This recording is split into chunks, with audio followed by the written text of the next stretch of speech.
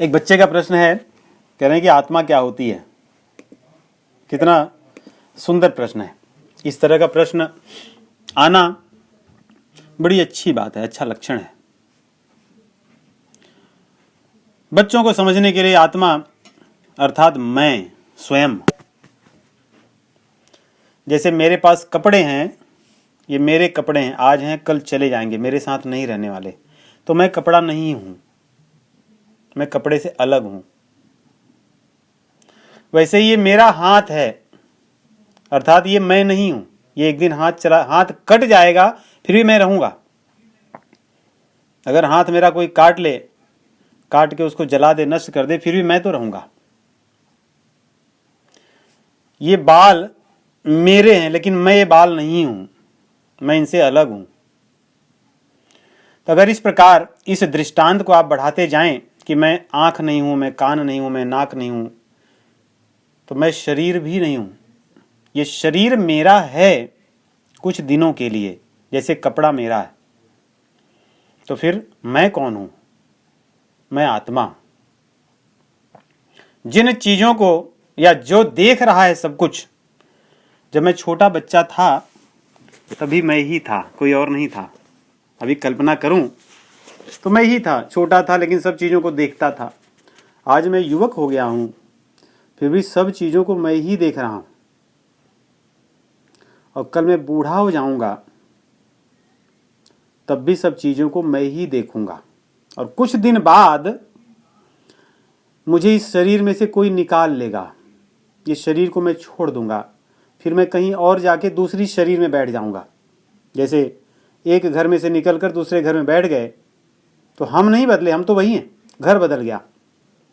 इसी को बेटे भगवान भगवत गीता में कहते हैं, देहिनोस्मिन् यथा देहे कौमारम यौवनम जरा तथा देहांतर प्राप्तिर धीरज तत्र न मुह्यति। क्योंकि आप स्वयं आत्मा परमात्मा के अंश हो। ये शरीर आपका नहीं। जैसे बचपन आपका चला गया, आपको पता नहीं कहाँ गया। युवावस्था आपकी आ गई और कुछ दिन में ये भी चली जाएगी, आपको स्वतः नहीं पता चलेगा। मेरी आंख वही है, ये मेरे ही कान हैं जो मेरी बात नहीं सुनते, किसी की बात नहीं सुनते। ये मेरे पैर हैं जो मैं पहले ले जाता था जहां वहां चले जाते तब नहीं जाते। मेरे हाथ हैं, जब इनसे मैं भोजन करना चाहता हूं तो डगमगाते हैं और कई बार गिर जाता है भोजन। ये मैं वही हूं, ये मैं बदल गया, वो शरीर अब नहीं रहा। वैसे जो शरीर आज है ये छूट जाएगा। तथा देहांतर प्राप्ते धीर तत्र न मुह्यति।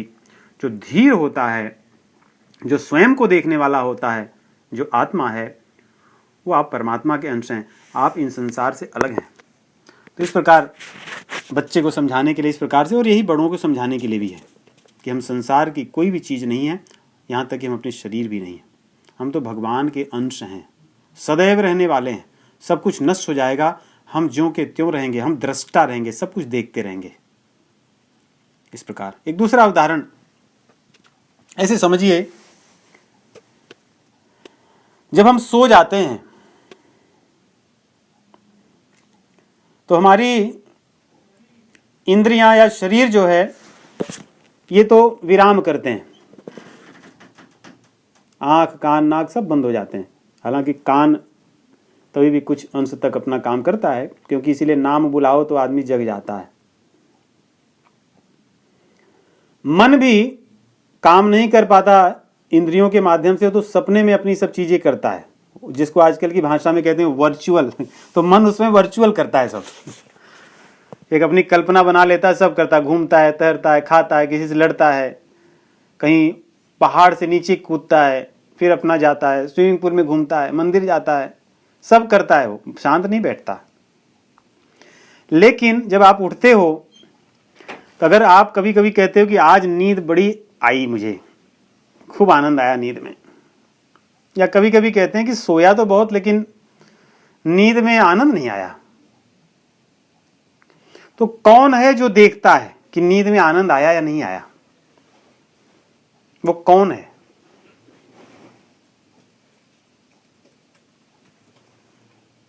वही हम हैं, जो हम सबको देखते हैं।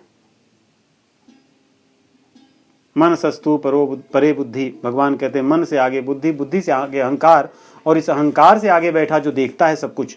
नहीं, हमें नहीं लगता कभी कभी हाँ मैं बहुत अहंकारी हूं तो कौन देख रहा है कि आप अहंकारी हो? वही आप हो। कौन देखता है कि मेरी बुद्धि नहीं चल रही है? कौन देखता है कि मेरा मन विचलित है? कौन देखता है कि मेरा चित्त अशांत है या शांत है? तो जो देखने वाला है वही आत्मा है, वही आप हो। बहुत सुंदर प्रश्न बेटा। इनका प्रश्न है कि ममता और अहमता या अहंकार ये क्या है? हैं तो दोनों एक ही परिवार के, ये सब माया कर परिवारा, एक ही परिवार के हैं, भाई बहन है। अहमता में जहां होता है मैं, जहां होता है मैं कि मैं राजा हूं, मैं स्त्री हूं, मैं इसका स्वामी हूं, सब मेरे अधीन चलें, यह अहंकार है। जहां भी व्यक्ति स्वयं को औरों से श्रेष्ठ समझता है, और ममता होती है कि ये मेरा है। दोनों में अंतर है। कभी कभी ममता न होने पर व्यक्ति अहंकार तो होता है कि मेरा धन है, ले जाओ, आप इससे अपना ये कार्य कर लो। अहंकार है, ममता नहीं है। परंतु वहां पे प्रशंसा की इच्छा है, रजोगुण है। तो फिर रजोगुण आपका, ये सारे रजोगुण के परिवार के लोग हैं। ये आपको फल वही देंगे। फल क्या है रजोगुण का? दुख। रजसस्तु फल दुखम। तो इस प्रकार ममता और अहंकार, अहमता में यही मैं और मेरा। ममता मतलब मेरा, अहमता मतलब मैं। और दूसरा एक प्रश्न है कि जब आचार भगवान कहते हैं, आचार अर्थात आचरण, तो समाचार को हम लोग आजकल जो सामान्य भाषा में न्यूज ऐसा मानते हैं, तो वो शब्द कहां से आया? समाचार का अर्थ होता है सम आचरण। वैसे आचरण का अर्थ होता है जो व्यक्ति चरण कैसा करे, चरे कैसा। चरना मतलब चलना, इसीलिए कहते हैं ना हाल चाल कैसा है आपका चलना कैसा है तो वो समाचार है कि अपना समाचार सुनाइए, आप चलते कैसे हो। चलना मतलब पैर से चलना भी हो सकता है। चलना मतलब आपकी चाल कैसी है, आपका बोलना, रहना, खाना, ये भी चाल है आपकी। ये जो सामान्य तरह आजकल हम लोग समाचार समझते हैं, वो आया वहीं से कि भाई उनका आचरण बताइए, उनका आचरण बताइए, उनका आचरण कैसा है, उनका आचरण कैसा है। परंतु वास्तव में न्यूज अर्थात संदेश है। संदेश, समाचार भी ठीक है कि उनके आचरण कैसे वो बताइए, ऐसा। इस प्रकार समाचार अर्थ। क्यों? अगर है तो, अगर ऐसा होता है तो क्यों? जी, इनका प्रश्न है क्या आत्मा बिना शरीर के भी रह सकती है? जी इसने तो शरीर में है क्योंकि इसकी इच्छा है, अपने कर्म ऐसे किए। परंतु आत्मा बिना शरीर के भी रहती है। जब प्रेत आत्मा होती है तो उसके शरीर तो नहीं होता। कैसा शरीर नहीं होता? स्थूल शरीर नहीं होता, जिस शरीर को हम देखते हैं, जो दिखने वाला शरीर है। परंतु जीवात्मा या प्रेत आत्मा मतलब उसके पास कुछ शरीर तो रहता है, कारण शरीर होता है जो अज्ञान से बना होता है, जिसके कारण वो अपने आप को भूला है, संसार में पड़ा है। सूक्ष्म शरीर होता है जो अंतःकरण चतुष्टय जिसको कहते हैं, अहंकार, बुद्धि, चित्त और मन। इसी में तो पीड़ा मिलती है। कई बार हमें लगता है कि अरे शरीर में से निकल गए, कहते हैं कि यमराज के दूत उनको पीटते हुए ले जाते हैं, तो क्या पीटेंगे? आदमी की मूर्खता देखिए। थोड़े से संसार में पढ़ क्या ले, उसने सारी अपनी नए सिद्धांतों को ला करके जो शास्त्रीय सिद्धांत है उनको खंडित कर देता, मानता ही नहीं। अरे भैया, जब तू सोता है सपने में तुझे जब पहाड़ से फेंक देते हैं तब उसमें रोता कौन है? तो तू सोया रहता है। जब तू सोच इस शरीर में रहते हुए तेरा मन दुखी और प्रसन्न हो जाता है, कुछ घंटे इस शरीर को जब भूल जाता है। देखिए, शरीर सोना मतलब शरीर को भूल जाना। शरीर की स्मृति लेकर आप सो नहीं सकते। आपको सोना है तो शरीर को तो छोड़ना ही होगा, स्मृति छोड़नी होगी।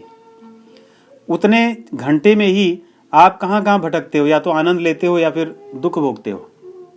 जब कोई जगा दे, रही क्या हुआ, कभी कभी आदमी सपने में रोने लगता है, कोई जगा दे तो लगता है चलो अच्छा हुआ, सो सपना था। दुख तो था, शरीर नहीं थी।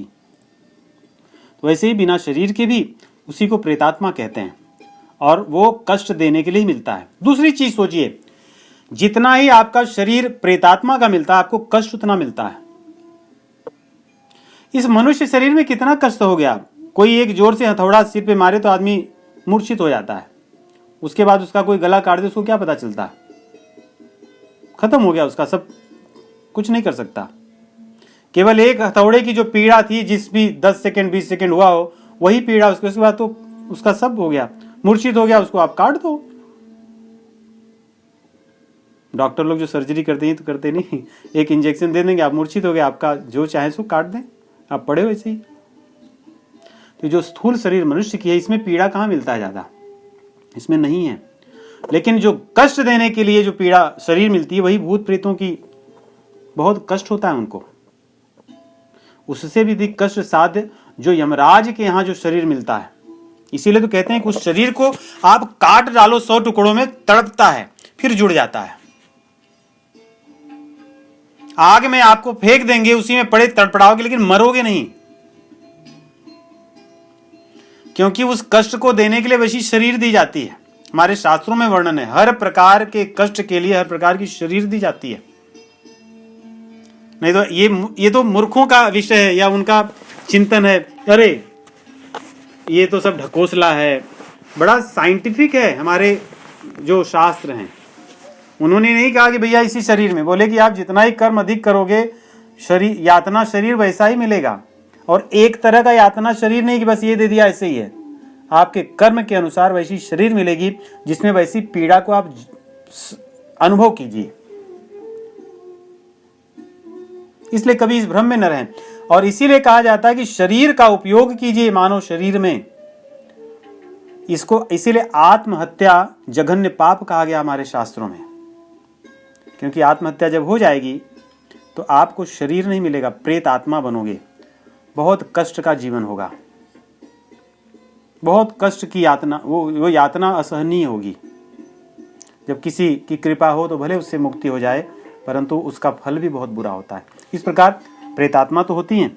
भगवत गीता में भी भगवान ने कहा है, अगर आपको याद होगा, यान्ति देवव्रता देवान् पितॄन् यान्ति पितृव्रताः भूतान यान्ति भूतेज्या यान्ति मद्याजिनोऽपि माम्।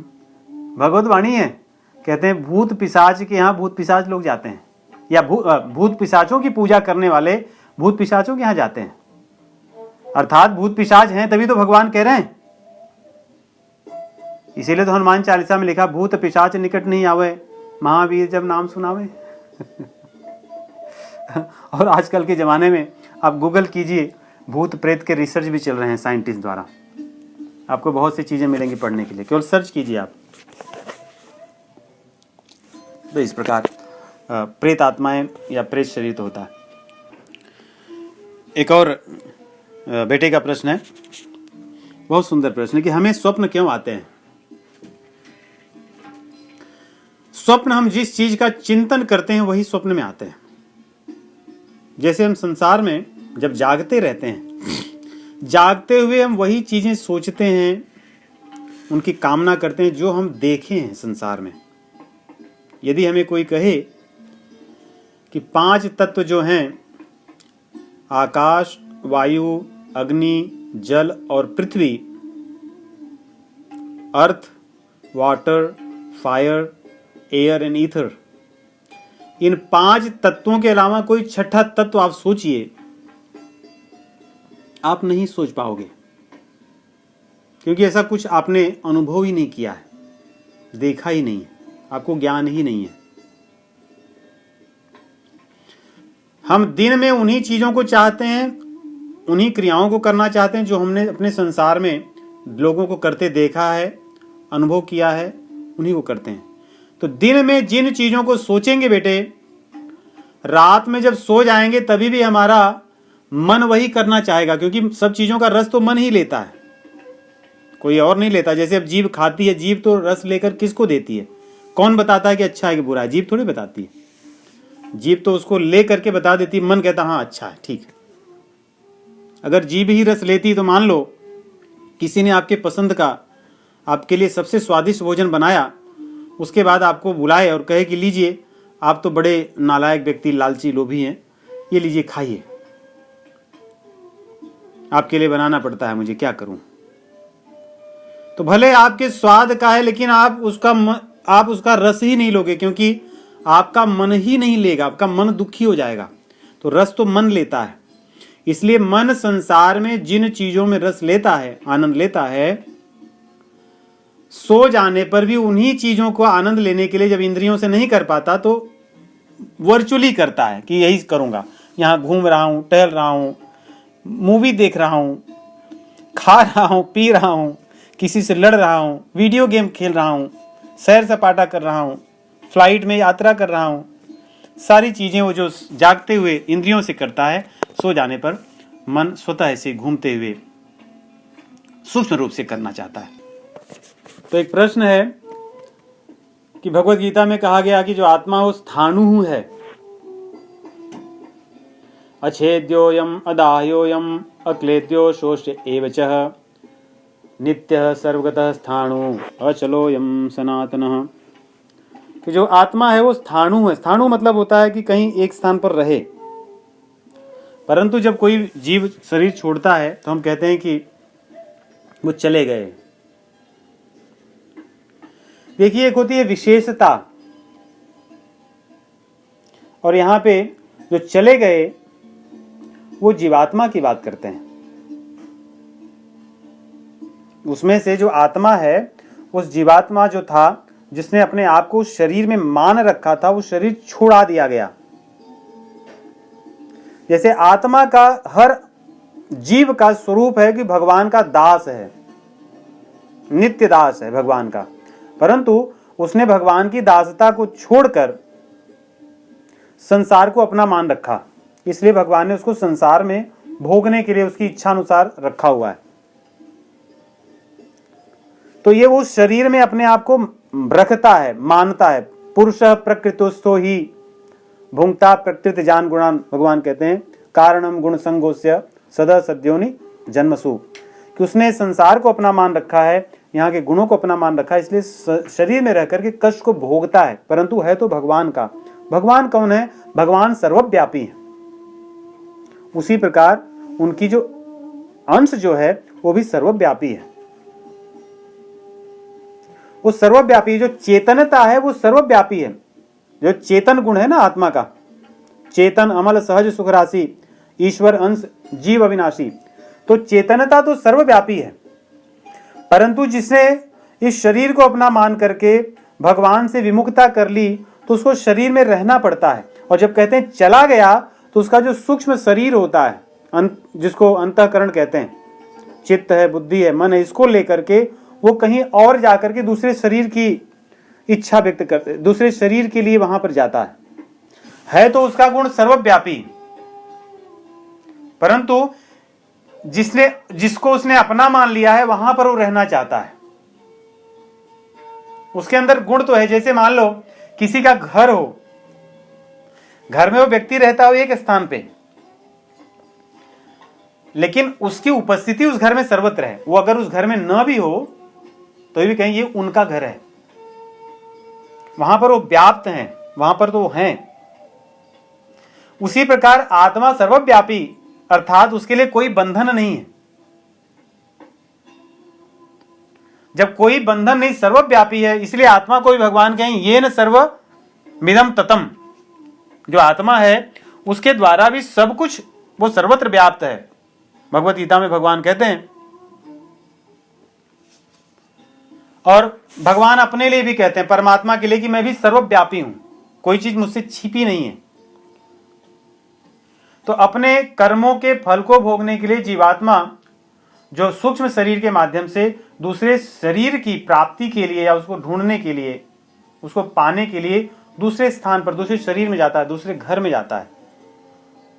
परंतु जब शरीर से बंधन खुल जाता है तो सर्वव्यापी होता है, तो अर्थात वो सर्व जगह स्थित है। कहीं उसका उस प्रकार से गमन नहीं होता, लेकिन शरीर धारण करने के लिए गमन होता है। और ये विषय इतना क्लिष्ट है, जब तक हम गुणातीत नहीं होंगे तब तक इसको समझ नहीं सकते, और जब तक इस शरीर में रहेंगे तब तक उसको कह नहीं सकते। कई बार अगर आप चिंतन करोगे, आप कीजिए, आप लोग कई महीने से पढ़ रहे हैं, आपके मन में कभी कभी लगता होगा कि मैं समझ गया, जान गया, फिर वो चले जाता है, अरे पता नहीं सही है कि नहीं, फिर वो नहीं आता। गोस्वामी जी लिखते हैं कि ये तत्व ऐसा है, सो सुख जानई मन व रुकाना, नहीं रसना पही जाए बखाना। इसको कभी कभी लगता है तो जान तो गए, लेकिन कह नहीं सकते फिर कैसा है, उसको व्यक्त नहीं कर सकते। ये इसकी विशेषता है। और भगवान भगवत गीता में भी इस बात को कहते हैं आत्म तत्व ऐसा है, जिसको मैंने कहा कि दूसरे अध्याय के 29वें श्लोक में भगवान कहते हैं, आश्चर्यवत पश्यति कश्चिदेनम् आश्चर्यवद्वदति तथैव चान्यः आश्चर्यवच्चैनमन्यः शृणोति श्रुत्वाप्येनं वेद न चैव कश्चित्। कहते हैं जो ये आत्मा है, इसको आश्चर्य से देखा जाता है कि सच में है क्या। और कौन देखते हैं? महापुरुष लोग भी आश्चर्य से देखते हैं इस तत्व को। और कोई वर्णन भी करता है तो आश्चर्य के साथ करता है, उसका पूर्ण वर्णन नहीं कर पाता।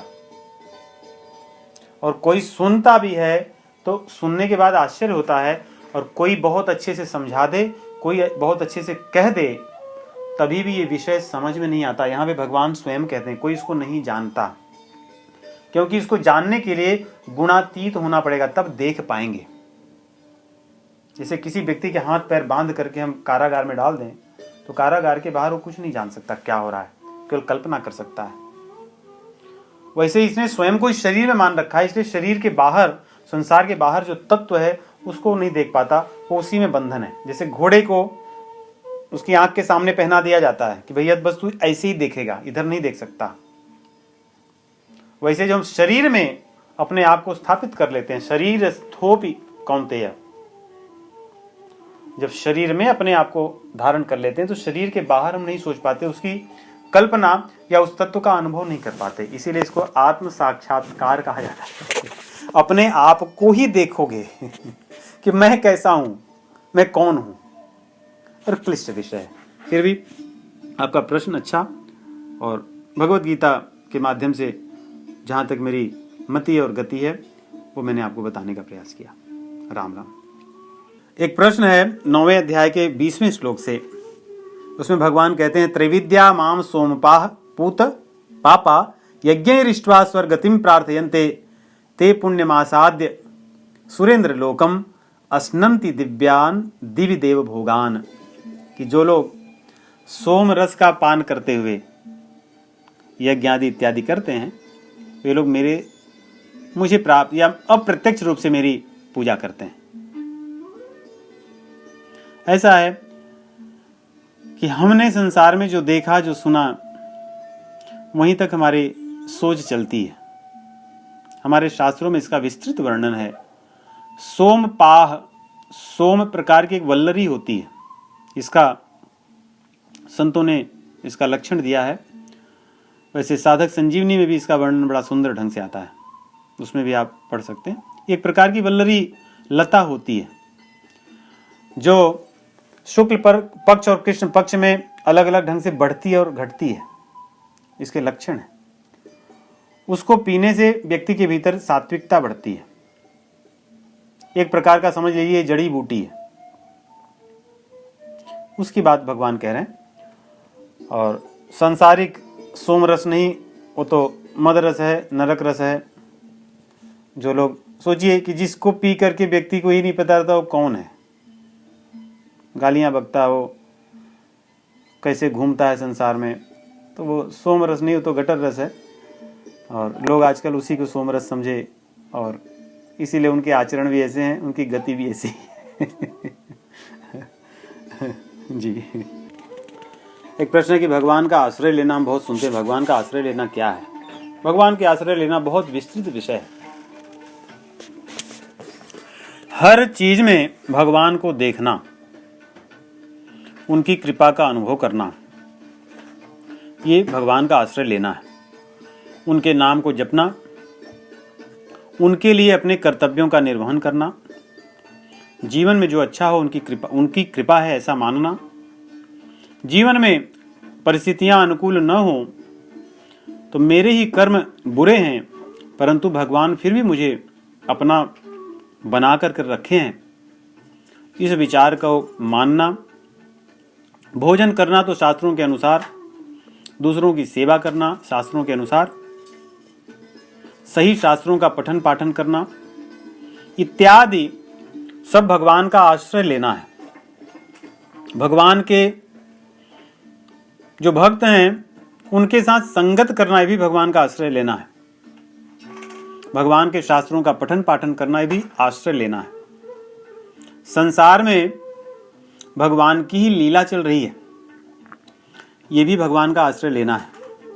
सूर्य भगवान को देखते ही सुबह तुरंत भगवान का स्मरण हो कि यदि आपकी कृपा न होती, आप न आते इस रूप में, तो इस संसार में जीवन का संचालन नहीं हो सकता। ये भी भगवान का आश्रय लेना है। चंद्रमा को देखकर जो मन में प्रसन्नता होती है उसको भी भगवान की कृपा समझना कि यदि आप न होते तो आज मेरी जिह्वा में जो मैं औषधियाँ जो खाता हूँ भोजन, उसका स्वाद कहाँ से आता, क्योंकि जितने भी लताएं हैं, पेड़ हैं, पौधे हैं, सब्जियां हैं, फल हैं, उनमें जो स्वाद है वो चंद्रमा से ही आता है और कहीं से नहीं।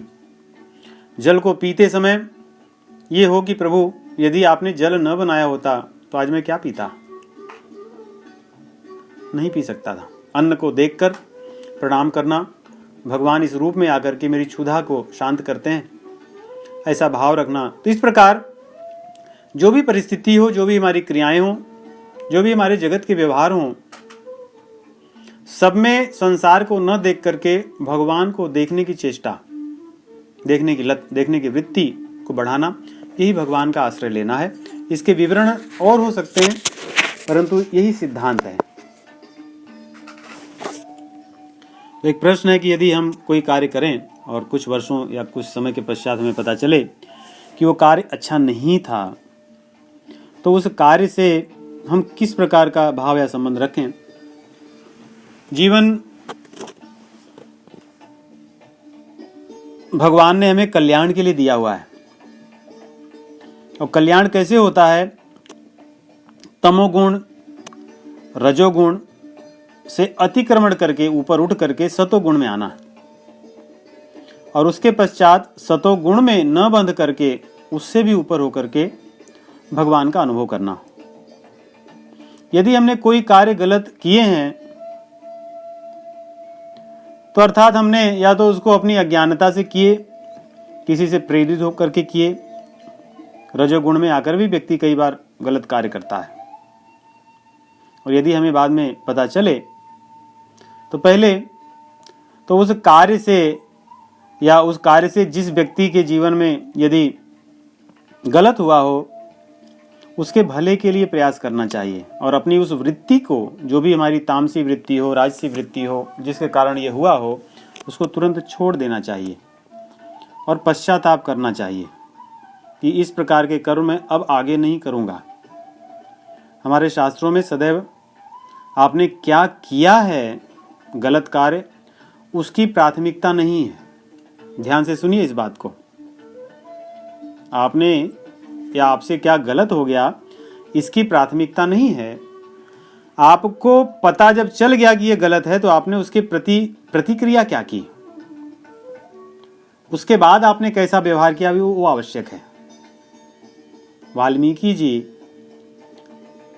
का पहले कैसा व्यवहार था, लेकिन क्या हम उनके उस गुणों की चर्चा करते हैं? हमारे शास्त्र में सदैव इस बात को बताया गया कि व्यक्ति ने कहाँ से अतिक्रमण करके, किस परिस्थिति से उठ करके वो कहाँ पहुंचा है, वही उसकी पूजनीय स्थिति होती है, वह उसके कल्याण का मार्ग होता है।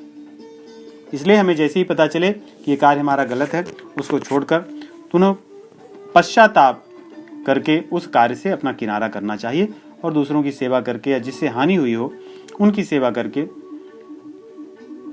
हमें सतोगुण या उससे ऊपर उठना चाहिए।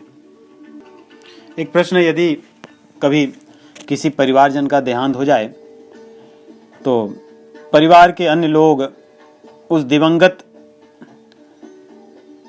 जो जीव है उसके लिए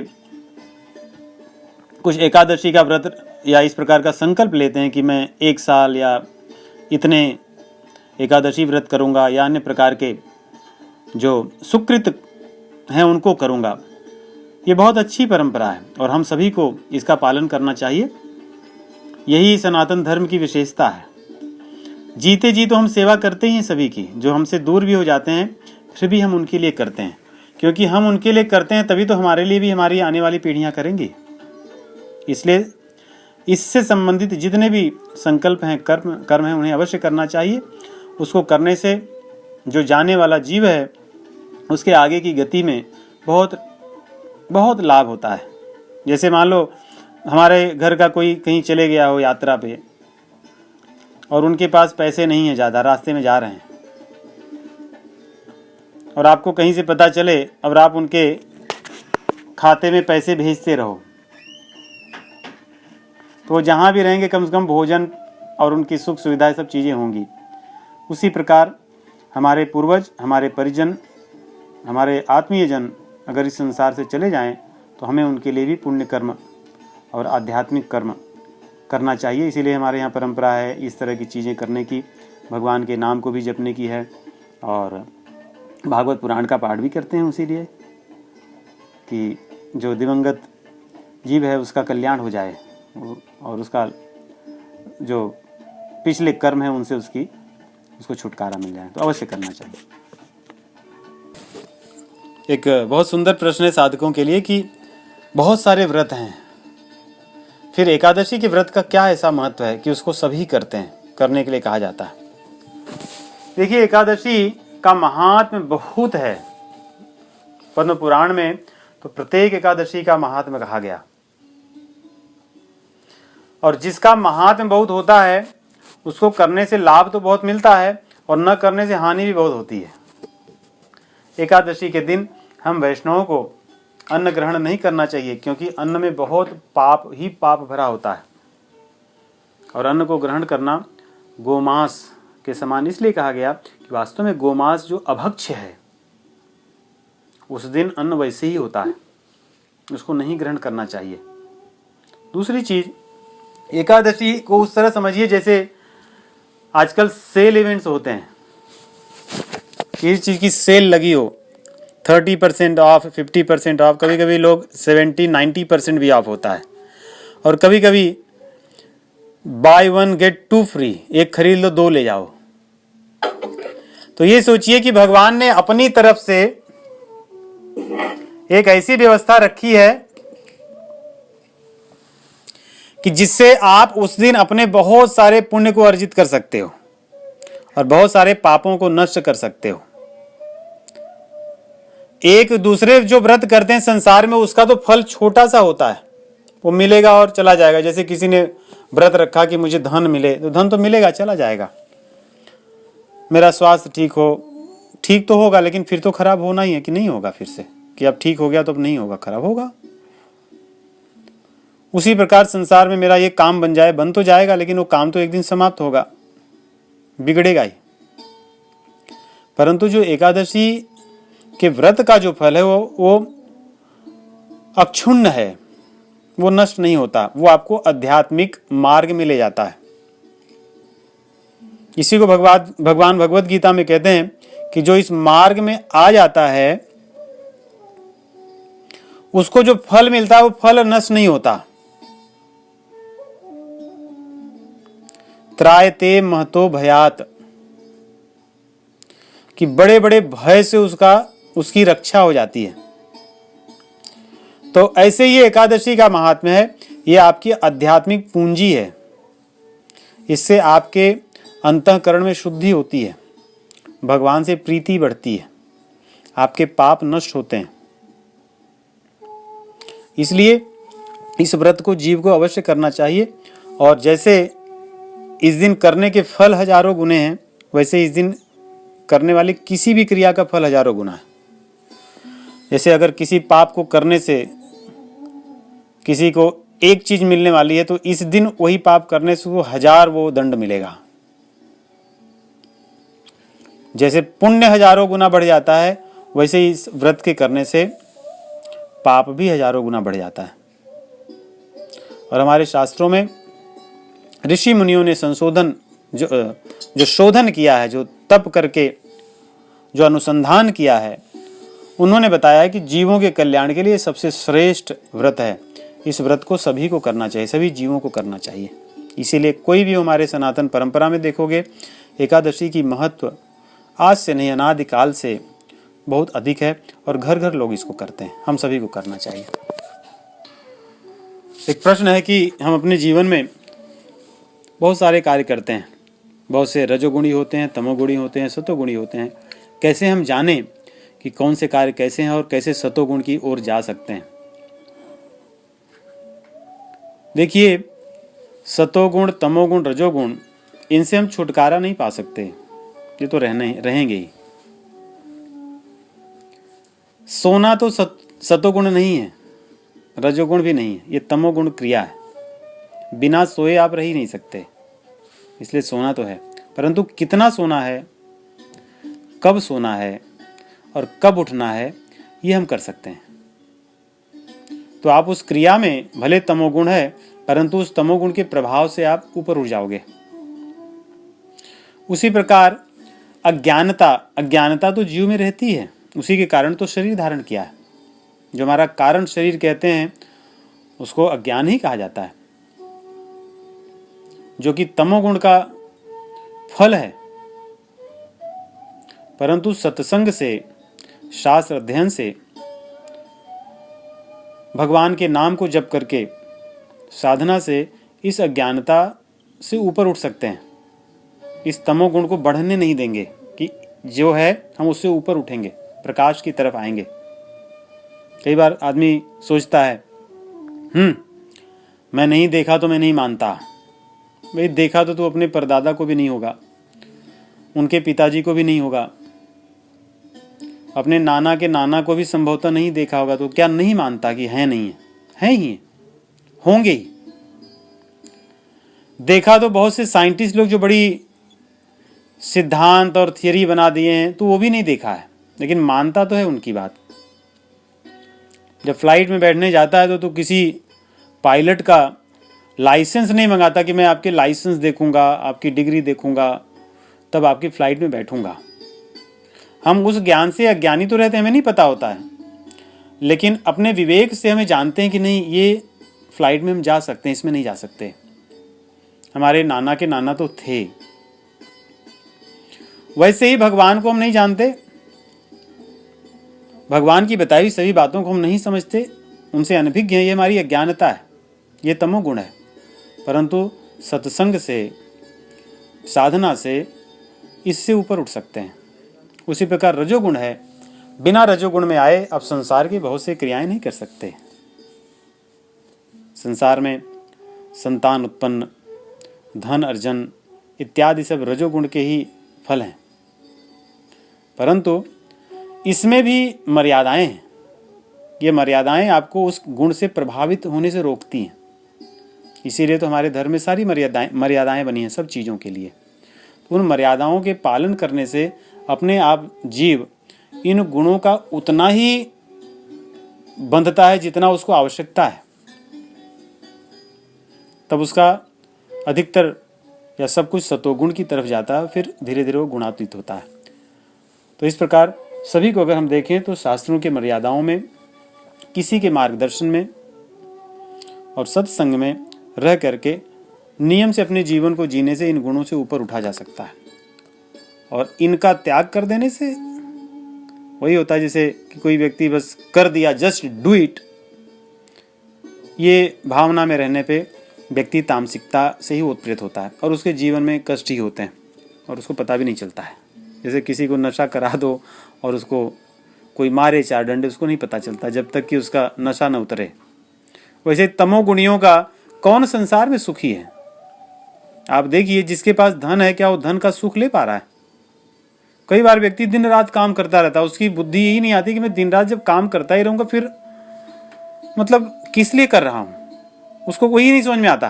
पहले तो विवेक अगर हो तो व्यक्ति समझ में आए तो ये काम तो करना है, धन कमाना है, रहना है, लेकिन किस लिए, तो उसका वो किस लिए ही उसको नहीं पता होता, इसलिए वो चलता रहता है, करता रहता है। तमोगुण, रजोगुण जैसे ही बढ़ा आपको तमोगुण में ले जाएगा। तो इस प्रकार विवेकहीन कर देता है व्यक्ति को और वो अपने ही भले और बुरे से दूर हो जाता है। तो मर्यादा में रह करके, सत्संग में रह करके और अपने जीवन को जीने से व्यक्ति धीरे धीरे इन गुणों से ऊपर उठता है, सतोगुण में आता है और फिर उससे भी ऊपर उठ जाता है।